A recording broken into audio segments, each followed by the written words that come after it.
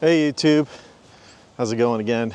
This is Dan and It's a Wealthy Life, and I wanted to do a quick follow-up video from the earlier video I took today. I talked about that last 10% being the most important part in your career, right? And I briefly said something like, oh, and you know that company called Apple? They know about that 10%, right? And guess what? I own their stock, right? Guess what? Let's talk about the stock market for a moment. When you're buying the S&P 500, you're buying into companies that understand that last 10%, okay? Let's talk about some of those companies, right? Microsoft, Tesla, Google, Meta, Nvidia, Apple. I'm sure there's more than that, right? There's a couple more tech companies, and what do? They focus on the polishing. That's what you're buying. When you're investing in the S&P 500, you're investing in the best quality that's out there, right? That's why everyone buys those products, right? Because of the quality.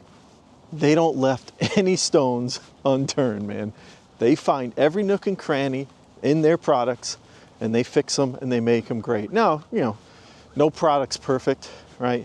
There's flaws in every product, but I'm telling you, that's what you're doing. When you're investing in your retirement, typically retirement plans, they're all based on the S&P 500. They're all ETFs of some sort, mutual funds. They're all doing the same thing. They're just buying those top 10 companies. There's a reason why those companies are weighted the way they are, because they do the polishing. They go and they just destroy that last 10%. That is what their workers are mentally capable of performing, that last 10% of the work. Everyone else under them, you know, the other companies that come and go and they fail, it's because they didn't push through that last 10%. That's just something that not a lot of people realize. But you know who does realize this? Are the big banks and the big investors who understand this last 10% is the most important. And that's why they invest in these companies. I can't stress that enough.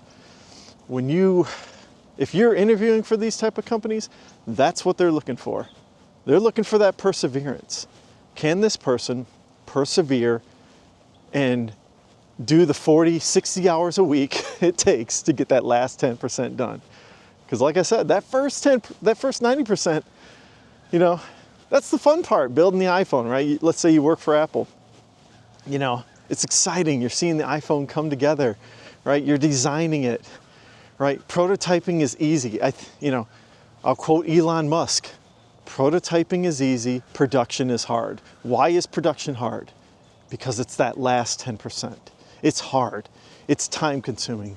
It's everything that companies strive to do. These successful companies, that's what they strive to do, is that last 10%, polishing their product. I can't stress that enough. There's a little bit of, you know, stock market mentioning stuff. We'll get into that. You know, none of this is financial advice. I'm not a financial advisor. This is just my opinion. And here's the thing about that last 10% that a lot of people don't realize. These companies, that last 10%, you know what else they're doing? They're building in efficiencies. That's part of it. Those efficiencies is what drives the profit margin. Every year, they keep increasing the profit margin every year. You know why? Because that last 10% to automate everything is hard. I mean, it's crazy hard. I mean, Facebook, for example, I've been to a few tech conferences.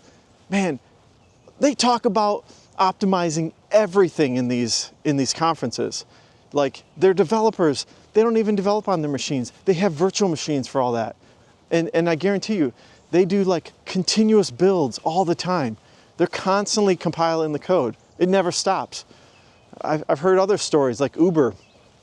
Like, I don't know how many builds they do a day. It's probably in the hundreds of thousands. Who knows, right? But that's what these companies do. Not only do they polish their products, but they polish the efficiencies in building those products, right? So you know, just saying, another reason to invest in the S&P 500. These companies know what they're doing. They're the best at polishing that 10%. You know, if you can't do that last 10%, there's no point in starting a business.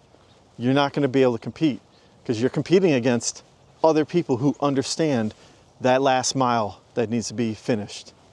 And that's the bottom line. So anyways, I just wanted to do a follow-up. I was thinking about it some more, and I'm like, man, I need to mention what companies do the polishing, right? Why do people invest in these companies? Can't stress that enough. Tell me what you think. Anyways, it's another beautiful day. I'm excited for the day, and everyone have a great day. Thanks. Bye.